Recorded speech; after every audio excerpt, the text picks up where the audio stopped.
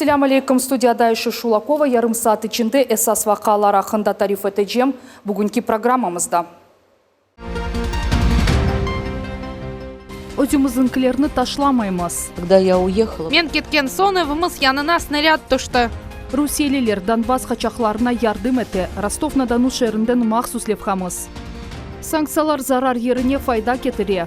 Bizim çetel rakiplerimiz yarmalıktan keteler. Bizge onu boşatalar. Kırım biznesi 8 yıl sanksiyalar altında çalışıp, onlarga endi em alıştı, em muvaffakiyetinen inkişaf etti.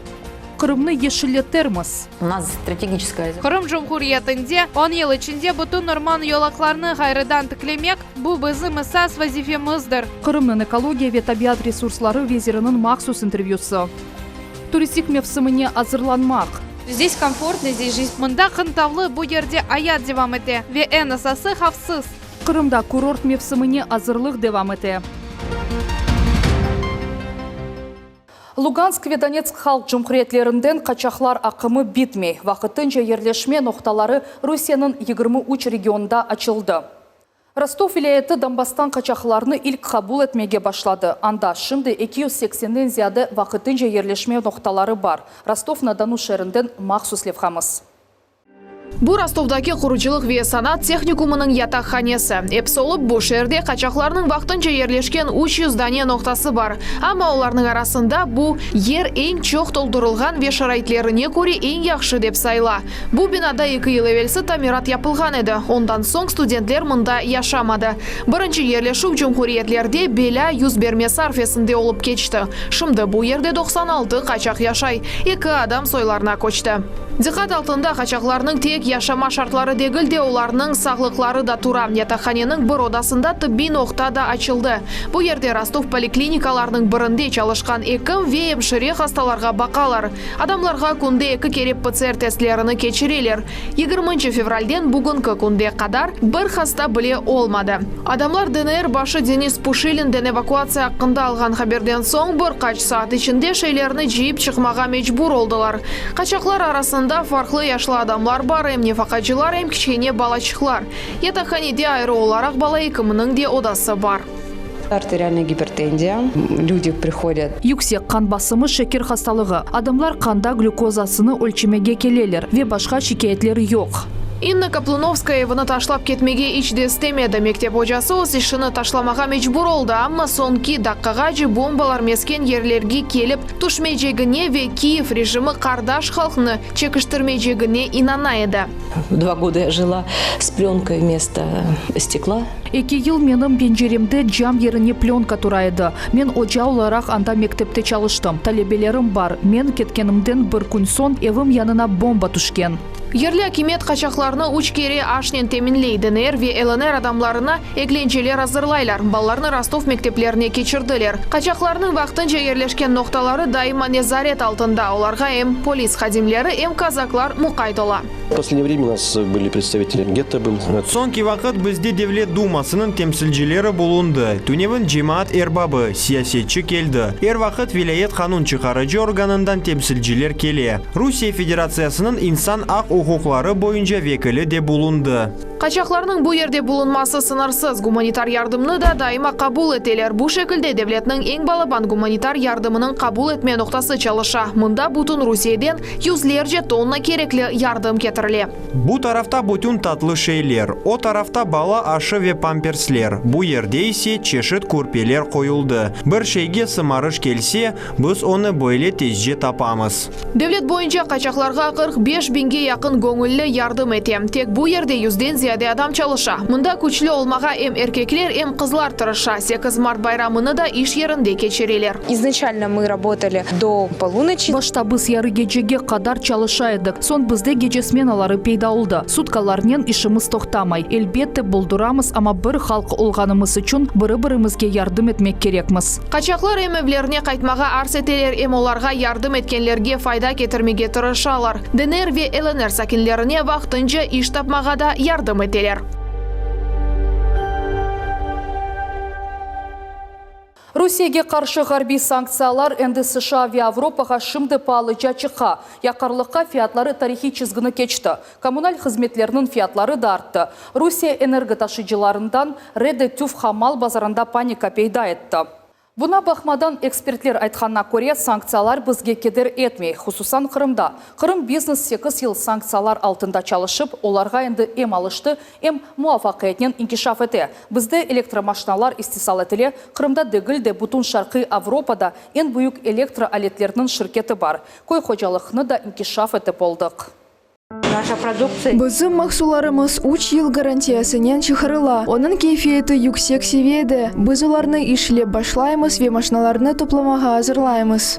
Бұл электрик лобзик бұтынле ерлі алетлерден жиылды. Оларның 6 чешіті бар. Бұл заводта истисал еткен малның кейфиеті Қырымдан тыш ерлерде белі. О шарқи Авропада ен бұйықлерден бірі сайла. Заводның эсас салары бұл электрик алетлер геми автоматикасы ве микромашиналарны жеймақтыр. Шirketте япылған шелер арбиве космос саларында ишлетіле. Бізде ишлеп чықарылған эшияларның сайысы 84%-ны тешкіл әте. Оның үшін біз еминміз. Коллективіміздің білгілері бұйық севиеде ве олар башқа мемлекетлерден алған мақсулатларны өзлері япып олачақлар. Бұнен берабер ишлеп чықарылған мақсулатының сайысыны арттырамыз. Бұл жима цехымында электрик алетлерінің меркезі, яни ленегері жайла. Яны технологиялар ярдымынен ішке чоқ вақыт кетмей. Слева вы можете видеть экземпляр машины, которая установлена. Сол тарафтан бойле машинаны көре білесіңіз. Ойынды өзінің 6 көпчегінде тұра. Қыздырыжысы да ерлештірілген. Пластик қойыла. Ол бізде истисал етілген. Бұл цехте есе электромобилер жайла. Ершей ватанда япылған. Туристик электроавтобуслардан ғайры шirket коммуналь машиналарыны да ясай. Араба бұйық ве күчлі батарея еле донатылған. Бір толдырылмасынен 90 километр елға ете біле. Яқарлық колонкасы еріне ади розетка ишлетіле. Экологияға зарарсыз. 6 саат юкленілген сон елға чықмаға мүмкін айда шirket 12 машина чықара. Оларны Ялта, Кезлев, Алушта, отель ве шифаханелерінде ве девлетіміздің да башқа регионларында құланалар. Наши зарубежные конкуренты. Біздің четел рахыплеріміз ярмалықтан кетелер. Бізге оны бошаталар. Яни біз үшін бұл пек яшы. Чүнки о истисалымызны инкишаф етере білежеміз. Ярым адамыз экологик нақлиятының истисалы үшін пилот мейданчығы олды. Электрик юклейджілерінің құручылығының бірінші басамағы екіленді. Бөле станциялар Ахметжитте, Кезлевде, Алушта ве Коктебелде бар.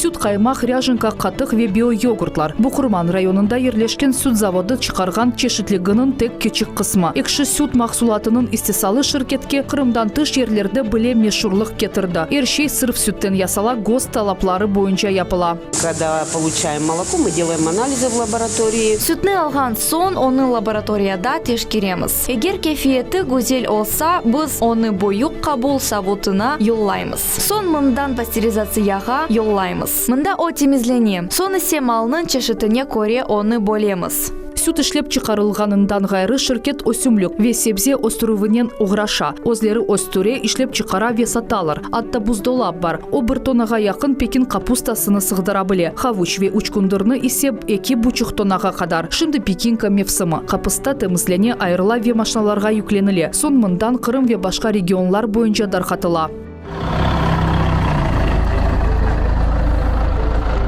Шirket Құрман районында фирма қожалықлары арасында ен гүзел сайыла. Суф қамачавына ве санкцияларға бақмадан қой қожалығыны инкишаф етіп олдылар. Шirketнің сайыбы Валерий Жаткин айтқанна көре, яны санкциялар Қырым сәкенлеріне тек ярдым етежек. Год-два мы сделаем. Бір-екі елдан сон біз истимал етілежек мақсулатны ишлеп чықарарық. О кереклі қадар олажақ. Чүнки уфуғымыз бошайжақ ве біз да чоқ истисал етежеміз. Малымыз да кейфиетлі олажақ. Огренерік, біз шымды де білеміз. Қырым мақсулат базарында вазиет стабиль, эпсы Қырым агроширкетлері олғаны кібі чалыша. Мақсулат етіші. Гречка, сахар, рис. Қара бұғдай, шекер, пырны, жер шей кереклі қадар кетіріле. Эбет фиатлар көтеріле, бұл логистиканен бағлы. Ләкин біз истисал безірлігінен бірлікте дайма фиатларны незарет етеміз. Умумен мақсулат вазиеті бүгінгі күнде контроль етіле. Русия Федерациясының акимиеті санкциялар шараетінде бизнеске қол тұтув чарелеріні азырлады. Шымды қанун лейхасы бақылажақ. О везірлерге дынышмелеріні тез қабыл етмеге yol açacak. Кірсетілген санкциялар яны имканлар ача. Бизнес үшін девлет içinde оңайтлы шарайтлер яратылacak. Крымда корув территориялары нейерде пейда улачах. Таврида трассасы боюнча тереклер сачылачахмы? Чоплюк иле проблем чезелечекмы ажыба? Бу акта Крымның экология ве табиат ресурсларының везирі Ольга Славгородская или лаф этежеміз. Ольга Александровна, проблема вывоза и утилизации отходов в Крыму – это наследие украинского периода. Есть полигоны, которые подлежат закрытию либо рекультивации. На сегодняшний день есть национальный проект «Экология», в рамках которого решается данная проблема. Каковы итоги? На сегодняшний день у нас, в принципе, ситуация это лучше стала с отходами. Да? Если раньше у нас функционировало порядка 30 полигонов на территории Республики Крым, еще там около 200 свалок, возле каждого села была условная свалка, на которую свозились отходы. На сегодняшний день у нас централизованы все потоки, и мусор сводится на 9 действующих полигонов. 2 полигона у нас полностью зарекультивированы, 3 в стадии рекультивации, да? Плюс есть 10 недействующих полигонов, которые закрыты. На сегодняшний день туда мусор не складируется, и мы проводим мероприятия по включению их в различные программы для проведения работ там по рекультивации. Что касается национального проекта «Экологии», на сегодняшний день в рамках «Чистой страны» у нас осуществляется рекультивация 2 полигонов, это Судак и Белогорск. А на сегодняшний день там на 95% уже где-то больше, там 95, где-то около 95% выполнен технический этап рекультивации, то есть тело полигона полностью покрыто мембранами, да, и мы планируем, хотя у нас срок реализации мероприятий по рекультивации этих полигонов конец следующего года, мы планируем выйти на досрочное окончание проведения работ рекультивации. В прошлом году у нас были внесены изменения в распорядительные документы Минприроды России, согласно которым объект считается зарекультивированным, если полностью выполнен технические этапы, первый этап биологического, то есть условно там накрыли тело полигона саркофагом, покрыли грунтом, посеяли траву. И дальше эта трава там растет, ну, либо другие зеленые насаждения, которые предусмотрены в проектной документации. Вот к июлю этого года, ну, возможно, там с учетом оформления документов к концу года, да, мы полностью планируем завершить эти 2 объекта.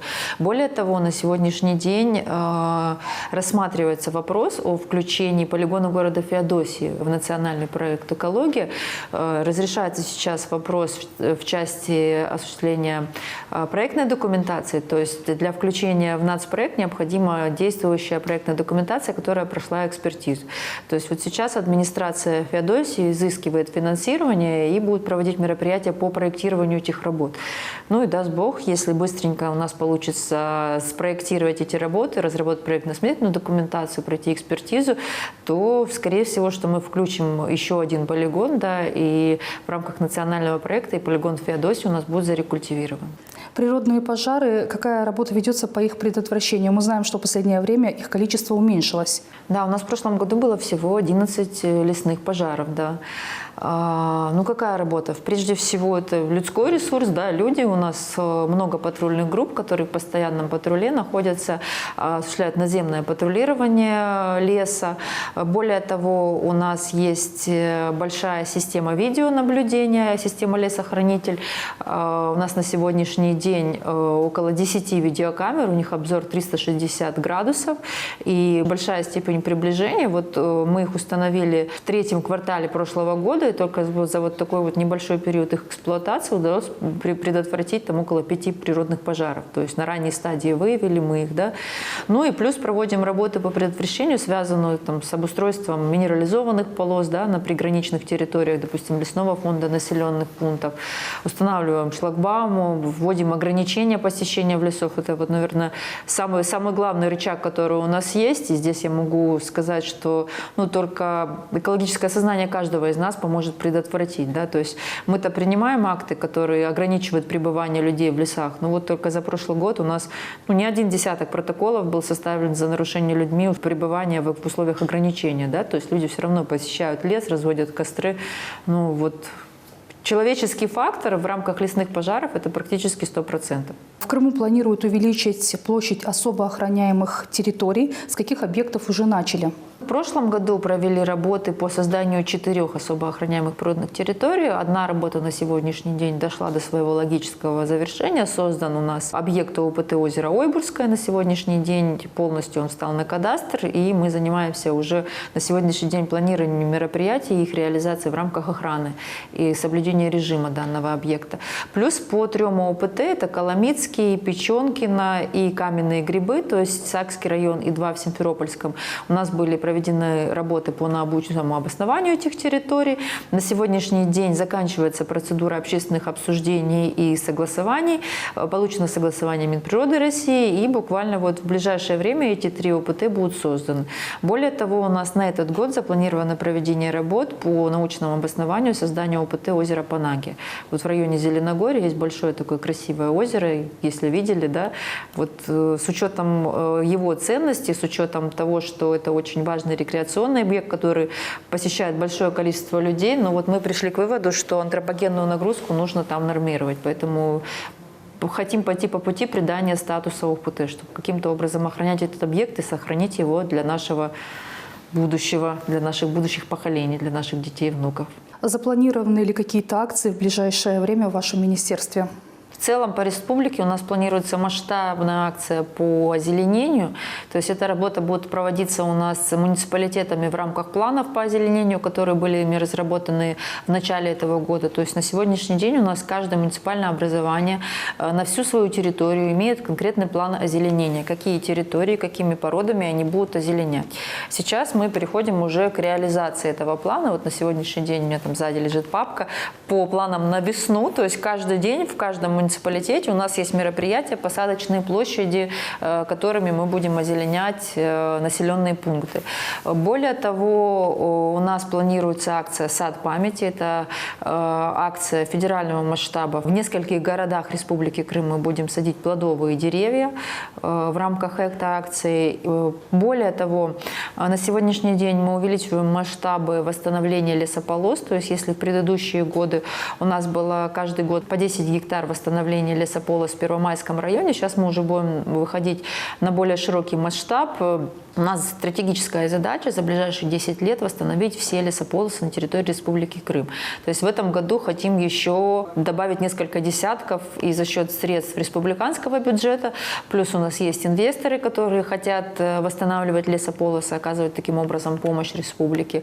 Вот. Ну и близится у нас большой праздник «Крымская весна». Планируем масштабно начать восстанавливать городские леса.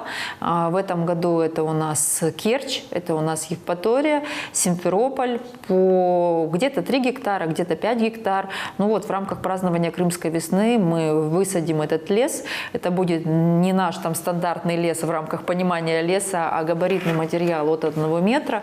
И хотим создать комфортные условия, чтобы каждый житель больших городов имел возможность в свободное свое время, там, ну, может быть, не через год, не через 2, а через 7, 5, 8, да, выйти в лес, прогуляться в тени деревьев, может быть, покормить белок и иметь такую зону. Будет ли в рамках программы озеленения высадка деревьев вдоль трассы Таврида?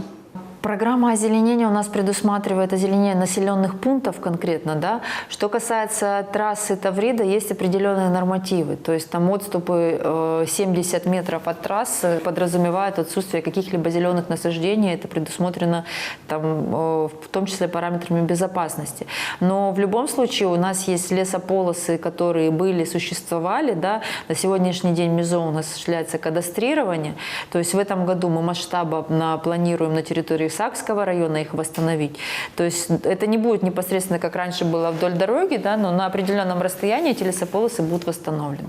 В приоритете у нас, конечно же, Ленинский район, как самый засушливый, да, и дальше вот будем заниматься из года в год. Возобновление подачи воды по Северо-Крымскому каналу. Какие перспективы открывает для Крыма? В первую очередь это наши водно-болотные угодья, которые на сегодняшний день уже не совсем водно-болотные, да, а у нас это объект, который на международном уровне Рамсарской конвенции, он ратифицирован Российской Федерацией, и он есть, да, но на сегодняшний день вот он был в таком удручающем состоянии. Мы полагаем, как экологи, что, скорее всего, он будет восстановлен. Да. Ну и плюс все те факторы, которые складывали экосистему вдоль хода Северокрымского канала, все, что было зависимо от того водного ресурса, который приносил этот канал, все, я думаю, что тоже постепенно придет на круги своя. Ольга Александровна, спасибо за интервью. Спасибо вам. Русия базарындан мескен броне тылюв буюк сервисның кеттовы ватан туризмның инкишафына кедер этмес. Аксине, ички туризмның туроператорлары Русия бойынша яз турларының артырмасыны қайды телер. Кэшбэкның невбетеки басамағының башлануы есе оларны 30%-ға артырачақ. Тәфсилатлар левхамызда. Бу капельницада яшлық эликсиры болуна. Оның içinde физраствор суында озон қарыштырылған. Уч атымлы коктейль бутун хасталықларны яхшы етмесі мүмкін. О күч берегенчлендіре ве сағлықны қавелештіре. Краснодар сакины Светлана Белова училдан берли сақ шеріне тедавиленмек үшін келе. Ершейден мемнун бу сефер озонотерапияны да кечмеге истеді. У меня вот руки... Менде полинейропатия хасталығы бар. Тедавилеген ванна ве чамурлардан соң озымы яқшы дуям. Бу алым бір елға етте. Қол ве боғымларым ағыртмай, ершейні бегенем.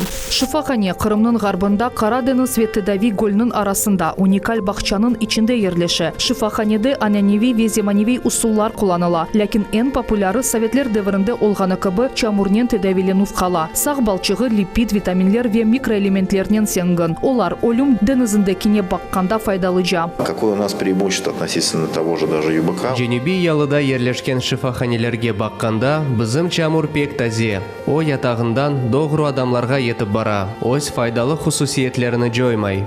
Шымты шифаханеде Қырым ве Женюби федераль округның сакинлері үшін мақсус теклифлер бар. Скидка 30%. Мартның соңына қадар, ве апрельның бірінден майсның 30-на қадар 30% индірім бар. О, эпісі комфорт чешітіндекі одаларға тарқала. Бұл эксклюзив ендірім. Бойле да ич олмаған еді. Бойле акциялар ярым адамызның чоқысы шифахане ве аттелерінде бар. Шымдыки вазиетті мұсафірлерге 50%-ға қадар индірім яда малиет фияты бойынша мақсус шарайтлер беріле. У нас не было проблем вообще с отъездом гостей. Бізде мұсафірлерінің кетмесі бойынша проблем yok еді. Учақлары лағу етілгенлерге біз билетлеріні тренге деңіштірмеге ярдым еттік. Олар тренде кеттілер. Бізде ось машиналарында Краснодардан кергенлер де чоқ еді. Умумен кетіп оламағанлар олмады. Қырымда ершей тынч ве хавсыз ярым адамыз туристлерге елнің эрмевсімінде азыр. Здесь комфортно, здесь жизнь продолжается. Мұнда қынтавлы бу ерде аят девам ете ве ең esасы хавсыз. Екімлер күлімсірей, депрессия ве паника дуйылмай. Оның үшін біз ратлығымызны девам етеміз. Росавиация 11 авалиманының ішіні мартның 20-сіне қадар тоқтатты. Башқа аэропортлар олғаны кыбычалыша, ама нақлиятның альтернатив соляры бар. Бұ трен, автобуслар яда шақси машиналар. Қырымда киратлықтан сон кетіп олмағанларға ер тарафлама ярдым көстерелі. Москва ве Санкт-Петербурге қадар тренлерінің сайысы артты. Четелден олған туристлер ақта да унутмадылар. Қырымның туристик шirketlері олғаны кыбычалыша билетлеріні деніштіріп, ось мүштірелеріні альтернатив авалиманларына йоллайлар. Сейчас Минцифры. Шымды рақам везірлігі ве Зарина Дагузова госуслуги порталында мақсус форма яратылғанына ақта хабер етті. Оз башына кеткен туристлер оны толдырып, не вақыт қайтажақларыны авиашirketi кону ве рейслеріні язалар. Сон туристлеріні Русияге қайтарылмасы үшін мақсус жедвел япыла. Мартның башында туристикса санкциялар себебінден қиын вазиетке оғырады. Учышларға ясақ қойылды, ава шirketlерімізден лизингте олған учақлар алынды. Русия кеметінің мұсафыр ханежілерге НДС-ның sıfırға түшірмесі пек доғры ве вақытында қабыл етілген қарар олды. На самом деле революционное решение для гостиниц и инвесторов. Бұл мұсафырхане ве инвесторлар үшін керчектен де яқшы хабер. Біз чоқ вақыт бұл ставканың түшмесіне чалаштық. Ләкин бұны ич дебеклемедік. Яңы құрылған мұсафырхане комплекслері үшін да бергі татиллері де олачақ. Қошма, еңгіл текленілген мұсафырхане комплекслерінің яратылмасы үшін де бұңа федераль ве региональ севиеде де бұйық диққат айырыла. Русия базарындан бұйық четелмескен бронетілів агрегатларының кетмесі ерлі туристик сасына кедер етмейчек. Акимет Ростуризмге олардың еріні алачақ бірлеріні яратмаға авали етті. РЖД энді отель векесінтелеріні бронетув сервисіні açты. Бір қач күн ішінде она 60 бинге ақын ерлештірме объекті қошылды. Ве бұл тек башланғыч. Қырым үшін монополистлерінің кетмесі зарарлы олмады. Қырым бизнесі 8 ел санкциялар алтында чалышып тек инкишаф еті.